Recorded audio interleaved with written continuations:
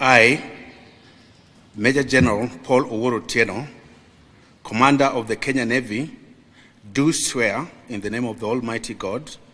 that I will be faithful and bear true allegiance to the Republic of Kenya and to the President as the Commander-in-Chief of the Kenya Defence Forces, that I will obey, preserve, protect, and defend this Constitution of Kenya and all other laws of the Republic, and that I will protect and uphold the sovereignty, integrity, and dignity of the people of Kenya, that I will diligently serve the people and the Republic of Kenya without any fear, favor, bias, affection, ill will, prejudice, or any political, religious, or other influence. In the exercise of the functions entrusted to me,